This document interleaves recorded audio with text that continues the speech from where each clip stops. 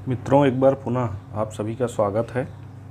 हम जो है पिछले 1-1.5 सालों के टॉप 100 करंट अफेयर्स का डिस्कशन कर रहे हैं, जो हमारे एग्ज़ाम के पॉइंट ऑफ व्यू से अत्यंत महत्वपूर्ण हैं, या कह लीजिए कि अति संभावित हैं। ठीक है, टॉप 100 करंट अफेयर्स। तो उसमें हमने आपसे वादा किया है कि 2 से 3 करंट अफेयर्स हम डेली डिस्कस करेंगे। तो कल लगभग 3 करंट अफेयर्स की चर्चा की थी और आज भी हम लगभग 3 करंट अफेयर्स की चर्चा आपसे करने वाले हैं। तो इसी क्रम में आज का जो पहला हमारा करंट अफेयर्स है वो है मिशन मौसम कार्यक्रम। ठीक है, आप स्क्रीन पे देख पा रहे होंगे मिशन मौसम। ठीक है, मिशन मौसम क्या है? इसको हाल ही में केंद्रीय मंत्रिमंडल ने अपनी स्वीकृति प्रदान की है। कब प्रदान की है? तो 11 सितंबर 2024 को प्रदान की है। इसकी अवधि कितने दिनों की होगी? तो इसकी अवधि होगी 2 वर्षों की। ठीक है, कुल व्यय इस मिशन के तहत कितना आएगा? तो 2000 करोड़ रुपए का व्यय आएगा। उद्देश्य क्या है इसका? हर मौसम के लिए अधिक तैयार और जलवायु स्मार्ट भारत का निर्माण करना। ठीक है, प्रत्येक मौसम के लिए, प्रत्येक मौसम में किसी भी आपदा से निपटने के लिए मतलब ऐसी हमारी आपदा राहत प्रणाली का निर्माण किया जाए, ऐसी तकनीक विकसित की जाए कि जो किसी भी मौसम में विपरीत जलवायु परिस्थितियों से निपटने में सक्षम हो। तो यही उसका उद्देश्य है कि हर मौसम के लिए अधिक तैयार और स्मार्ट जलवायु स्मार्ट भारत का निर्माण करना। यहाँ पे ये बात ध्यान देने योग्य है कि इसका जो नोडल मंत्रालय होगा वो पृथ्वी विज्ञान मंत्रालय होगा, पृथ्वी विज्ञान मंत्रालय। और इसके तहत जो है 3 विभाग इसमें कार्य करेंगे। कौन कौन से? भारत मौसम विज्ञान विभाग इसमें रहेगा। भारतीय उष्ण देशीय मौसम विज्ञान संस्थान पुणे जो है, ये आपके एग्ज़ाम के पॉइंट ऑफ व्यू से पॉइंट इम्पोर्टेंट भी है कि जो प्रमुख संस्थान पूछे जाते हैं उसमें ये पूछा जा सकता है कि भारतीय उष्ण देशीय मौसम विज्ञान संस्थान कहाँ स्थित है? तो पुणे में स्थित है। तो ये भी इसमें इन्वॉल्व होगा। और राष्ट्रीय मध्यम अवधि मौसम पूर्वानुमान केंद्र जो नोएडा में है, ये भी इसमें इन्वॉल्व होगा। ठीक है, कौन कौन से विभाग होंगे?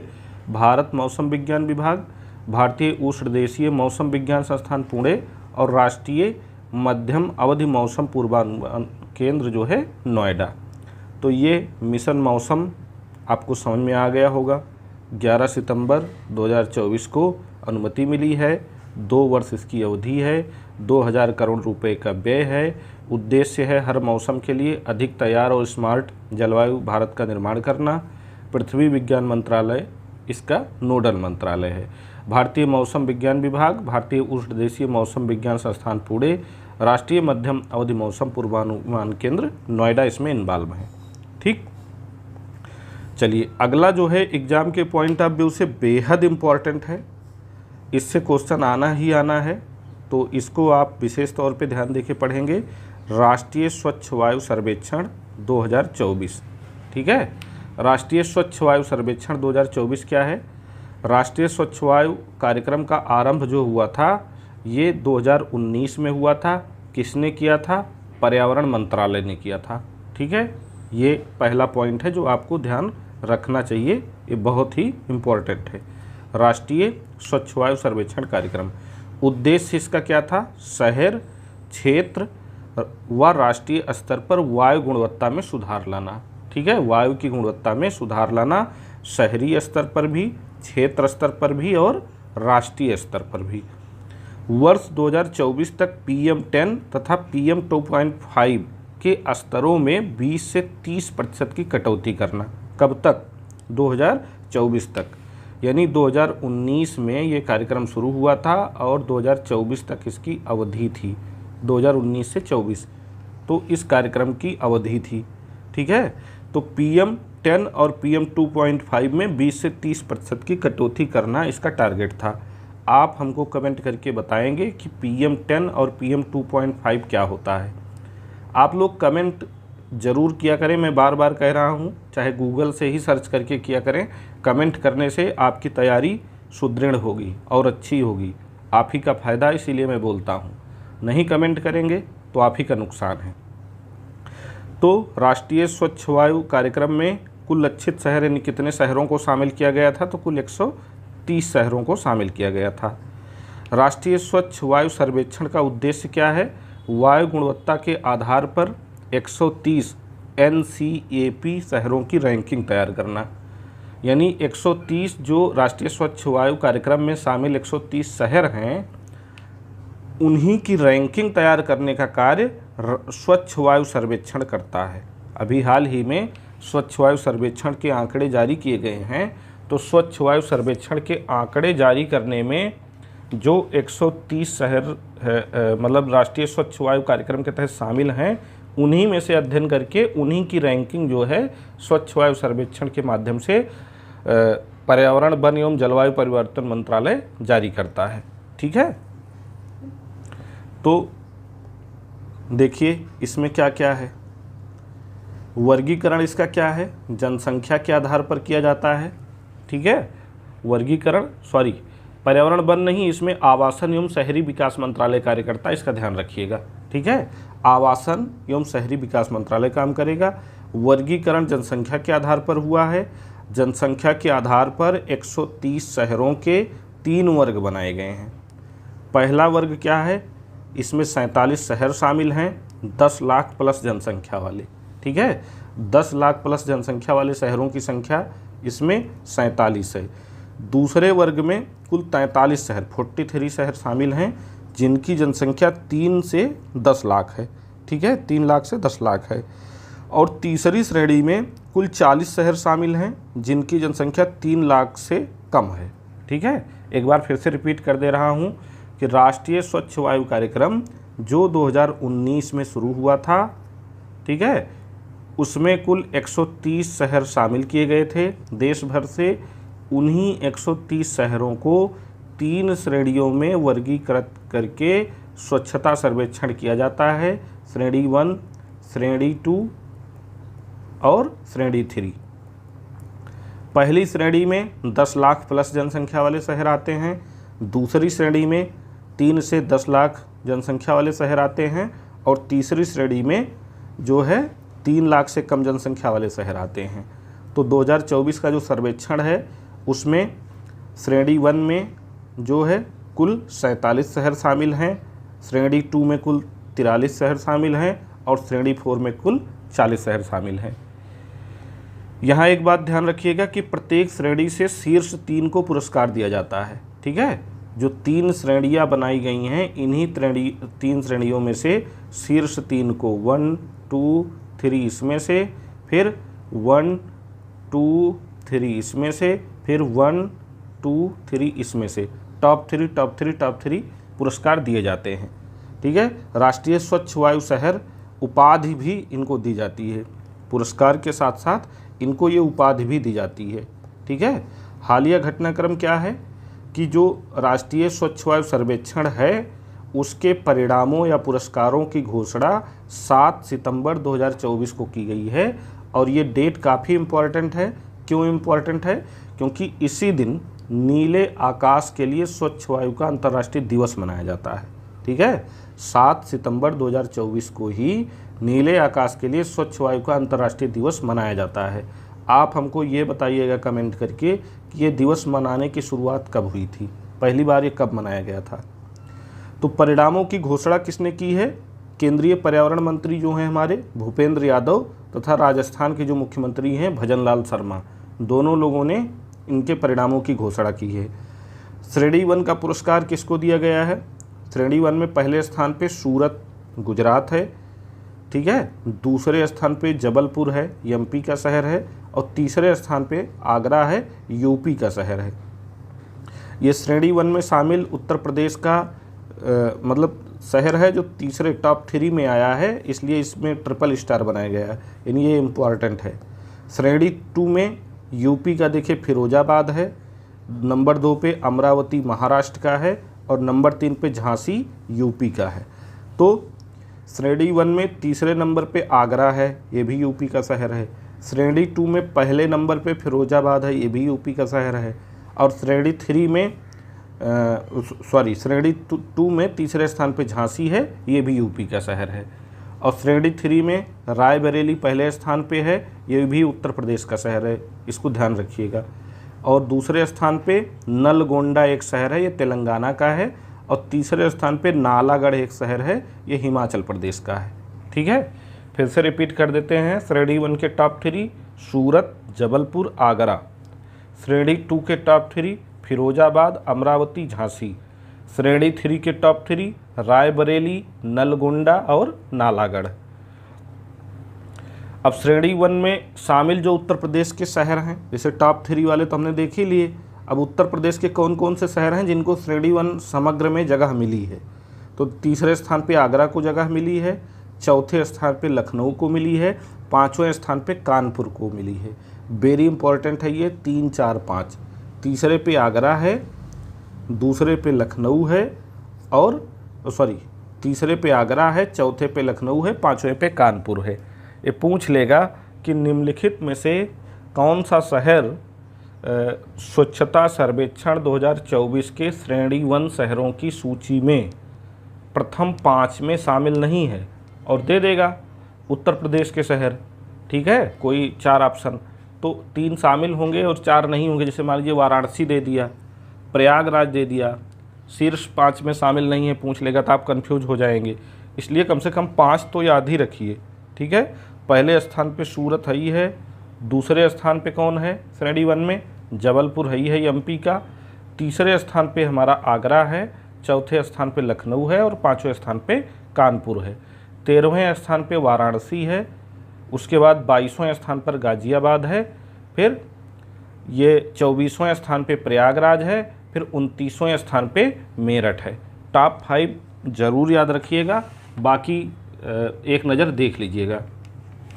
श्रेणी 2 में यूपी के कौन कौन से शहर शामिल हैं? फिरोजाबाद पहले स्थान पे है, झांसी तीसरे स्थान पे है, गोरखपुर चौथे स्थान पे है, नोएडा छठे स्थान पे है और मुरादाबाद 11वें स्थान पे है। 18वें स्थान पे बरेली है। श्रेणी 3 में यूपी के कौन कौन से शहर हैं? पहले स्थान पे रायबरेली है, तीसरे स्थान पे अनपरा है, 16वें स्थान पे खुर्जा है और 18वें स्थान पे गजरौला है। ठीक है, चलिए अगला टॉपिक हमारा है स्वच्छ भारत मिशन। स्वच्छ भारत मिशन क्यों चर्चा में है, इसको जानने से पहले हम ये देख लेते हैं कि शुरू कब हुआ था। तो स्वच्छ भारत मिशन की शुरुआत हुई थी 2 अक्टूबर 2014 को, यानी गांधी जयंती के दिन जो है माननीय प्रधानमंत्री नरेंद्र मोदी जी द्वारा इसको लॉन्च किया गया था। ये विश्व के सबसे बड़े राष्ट्रीय स्वच्छता कार्यक्रमों में से एक है। ठीक है, और ये ODF पर केंद्रित है। ODF का मतलब खुले में शौच करने से रोकने से संबंधित है, या खुले में शौच मुक्ति से संबंधित कार्यक्रम है। ठीक है, हालिया घटनाक्रम इसका क्या है कि 2 सितंबर 2024 को विज्ञान जर्नल नेचर एक पत्रिका है साइंस की, उसमें भारत के ये जो भारत का स्वच्छ भारत कार्यक्रम है इसको मान्यता प्रदान की गई है, इसकी विस्तृत चर्चा की गई है और उसका शीर्षक क्या है? स्वच्छ भारत मिशन के अंतर्गत शौचालय का निर्माण और भारत में शिशु मृत्यु दर। यानी इसमें ये बताया गया है कि स्वच्छ भारत मिशन के तहत जब शौचालयों का निर्माण भारत में हो गया तो उल्लेखनीय स्तर पर शिशु मृत्यु दर एवं 5 साल से कम उम्र के बच्चों के मृत्यु दर में कमी आई है। ठीक है, आगे देखिए क्या लिखा गया है। नेचर द्वारा, एक मिनट, हाँ आगे क्या लिखा गया है कि नेचर द्वारा भारत में नवजात शिशु मृत्यु दर एवं 5 वर्ष से कम आयु के बच्चों की मृत्यु दर तथा स्वच्छ भारत मिशन के मध्य संबंध की भी जांच की गई। मतलब संबंध का मतलब कि स्वच्छ भारत मिशन जो चला उसके संचालित होने से शिशु मृत्यु दर और 5 वर्ष से कम उम्र के बच्चों की मृत्यु दर में कोई अंतर आया है कि नहीं, इसकी जांच की गई। ठीक है, तो इसमें उल्लेखनीय स्तर पे कमी दर्ज की गई है। आगे देखिए, इस अध्ययन में एक दशक में यानी 11 से 20 के बीच में 35 राज्यों अथवा केंद्र शासित प्रदेशों और 640 जिलों के आंकड़ों का विश्लेषण किया गया। ठीक है, 35 राज्य शामिल थे, राज्य या केंद्र शासित प्रदेश, और 640 जिले शामिल थे। इसका प्रमुख निष्कर्ष क्या निकला है कि जिला स्तर पर शौचालय तक पहुंच में प्रत्येक 10% बिंदुओं की वृद्धि होने पर IMR में औसतन 0.9% बिंदुओं की कमी आई है और U5MR में 1.1% की कमी आई है। इसको ध्यान से समझिएगा, क्या है ये भाई? देखिए, इसका मतलब ये हुआ कि प्रत्येक 10% बिंदुओं की वृद्धि होने का मतलब ये हुआ कि जैसे मान लीजिए किसी ज़िले में अगर जितने शौचालय पहले थे उससे 10% शौचालयों के निर्माण में अगर वृद्धि हुई तो जो शिशु मृत्यु दर थी उसमें 0.9 की कमी आई है, जो IMR है। ठीक है, IMR का मतलब शिशु मृत्यु दर, ठीक है, इन्फेंट मोर्टेलिटी रेट इसको बोलते हैं अंग्रेजी में। तो इसमें 0.9% की उल्लेखनीय कमी आई है जब 10% की वृद्धि शौचालयों के निर्माण में हो गई तो। और साथ ही साथ जो 5 वर्ष से कम बच्चों की मृत्यु दर है उसमें भी 1.1% की कमी दर्ज की गई है। मैं फिर से रिपीट कर रहा हूँ कि अगर किसी ज़िले में या किसी कह लीजिए कि गांव में शौचालय का निर्माण हुआ, इन एक दशक में 11 से और 20 के बीच में शौचालय का निर्माण हुआ, और उस शौचालय के निर्माण से जो है पूर्व में जो शौचालय थे उनकी संख्या में अगर 10% की वृद्धि हुई तो जो शिशु मृत्यु दर है उसमें 0.9% की कमी आ गई, और जो 5 साल से कम उम्र के बच्चों की मृत्यु दर है उसमें भी 1.1% की कमी आ गई। अब आप इसको समझ गए होंगे। ठीक है, आगे क्या कह रहा है कि 30% से अधिक शौचालय कवरेज वाले जिलों में प्रति 1000 जीवित जन्मों पर IMR में 5.3 और U5MR में 6.8% की कमी आई है।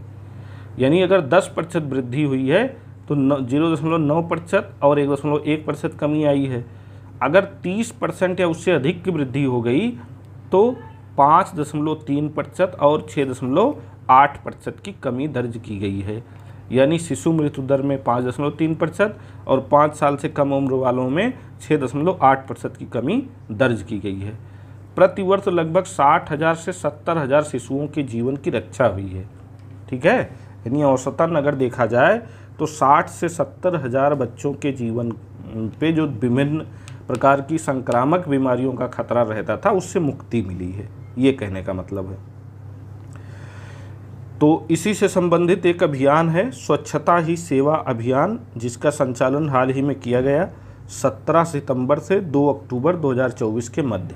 17 सितंबर से 2 अक्टूबर 2024 के मध्य इसका संचालन हुआ। किसने संचालन किया? आवासन एवं शहरी कार्य मंत्रालय ने किया, जल शक्ति मंत्रालय के सहयोग से। ध्यान दीजिएगा, ये ध्यान देने वाली बात है, वेरी इंपॉर्टेंट। ठीक है, आवासन एवं शहरी कार्य मंत्रालय ने इसका संचालन किया, जल शक्ति मंत्रालय के सहयोग से इसका संचालन किया। और इसका मुख्य विषय क्या है? 4S इसको कहा गया है। ये 5 न जानिएगा, 4S है। 4S का मतलब स्वभाव स्वच्छता, संस्कार स्वच्छता, इसकी थीम थी। ठीक है, स्वच्छता ही सेवा अभियान की। तो आज जिन जिन घटनाक्रमों की हमने चर्चा की, उम्मीद है कि आपको ये अच्छे से समझ में आ गया होगा। ठीक है, पहला कार्यक्रम आज का था मिशन मौसम। केंद्रीय मंत्रिमंडल की स्वीकृति 11 सितंबर 2024 को मिली है। इसकी उद्देश्य है हर मौसम के लिए अधिक तैयार और जलवायु स्मार्ट भारत का निर्माण करना। पृथ्वी विज्ञान मंत्रालय इसका नोडल मंत्रालय है। 3 इसमें विभाग कौन कौन से शामिल हैं ये ज़रूर देख लीजिएगा। ठीक है, और उसके बाद स्वच्छ वायु सर्वेक्षण जो 2019 में शुरू हुआ था, इसके तहत ही जो है मतलब राष्ट्रीय स्वच्छ वायु कार्यक्रम जो 2019 में शुरू हुआ था, इसके तहत ही स्वच्छता सर्वेक्षण किया जाता है। और इसमें 130 जो NCAP के तहत शामिल शहर हैं उनमें से 3 श्रेणियां बना करके जो है श्रेणी 1 में टॉप 3, श्रेणी 2 में टॉप 3 और श्रेणी 3 में टॉप 3 को पुरस्कृत किया जाता है। श्रेणी 1 में 47 शहरों का अध्ययन किया गया, श्रेणी 2 में 43 शहरों का अध्ययन किया गया और श्रेणी 3 में 40 शहरों का अध्ययन किया गया है। श्रेणी 1 में 10 लाख प्लस जनसंख्या वाले हैं, श्रेणी 2 में 3 से 10 लाख जनसंख्या वाले हैं, श्रेणी 3 में जो है 3 लाख से कम जनसंख्या वाले हैं। ठीक है, और श्रेणी 1 में सूरत जबलपुर आगरा रहे हैं। श्रेणी 2 में फिरोजाबाद अमरावती झांसी रहे हैं। श्रेणी 3 में रायबरेली नलगोंडा और नालागढ़ रहे हैं। ठीक है। श्रेणी 1 में जो यूपी के शहर शामिल हैं वो आगरा, लखनऊ, कानपुर, वाराणसी, गाजियाबाद, प्रयागराज और मेरठ हैं। श्रेणी 2 में फिरोजाबाद, झांसी, गोरखपुर, नोएडा, मुरादाबाद और रायबरेली हैं। श्रेणी 3 में जो है रायबरेली, अनपरा, खुर्जा और गजरौला है। ठीक है। स्वच्छ भारत मिशन कार्यक्रम जो है जो 2014 में शुरू हुआ था माननीय प्रधानमंत्री नरेंद्र मोदी जी द्वारा गांधी जयंती के अवसर पर, इसको नेचर ने मान्यता प्रदान की है। ये काफ़ी उल्लेखनीय है। तो इसका डाटा ये ज़रूर देख लीजिएगा कितना कमी आई है। 35 राज्य और केंद्र शासित प्रदेश के 640 जिलों के आंकड़ों का प्रयोग नेचर ने किया। तो अगर 10% शौचालय निर्माण में वृद्धि हुई तो 0.9% शिशु मृत्यु दर में कमी आई और U5MR यानी 5 साल से कम उम्र के बच्चों में मृत्यु दर में 1.1% की कमी आई। और अगर 30% से अधिक शौचालयों का निर्माण हो गया तो ये क्रमशः 5.3 एवं 6.8% की कमी दर्ज की गई है। 60 से 70 हज़ार बच्चों के शिशुओं के जीवन की रक्षा हुई है। 17 सितंबर से 2 अक्टूबर 2024 तक स्वच्छता ही सेवा अभियान का संचालन हुआ है। आवासन एवं शहरी कार्य मंत्रालय इसका नोडल मंत्रालय है। जल शक्ति मंत्रालय के सहयोग से इस कार्यक्रम का संचालन हुआ है। मुख्य विषय इसका स्वभाव स्वच्छता, संस्कार स्वच्छता रहा है। तो कैसा लगा आज का हमारा ये कार्यक्रम, हमारी ये क्लास, कमेंट करके ज़रूर बताइएगा। इससे आपको कोई लाभ हो रहा है नहीं हो रहा है ज़रूर बताइएगा, ताकि हमको भी मतलब थोड़ा एक आइडिया लगे कि हमारा ये प्रयास आपको पसंद आ रहा है नहीं आ रहा है। तब तक आप लोग पढ़ते रहें अच्छे से। धन्यवाद। एक चीज़ मैं यहाँ क्लियर कर दूंगा कि 22 दिसंबर के आसपास ही आपका RO का एग्ज़ाम होगा। उसमें किसी इफ बट में आप मत रहिए, पढ़ाई करते रहिए। बाकी तमाम जगहों पे डिस्ट्रैक्शन बहुत है, उससे बच के रहिए। ठीक है। मिलते हैं अगली क्लास में। धन्यवाद।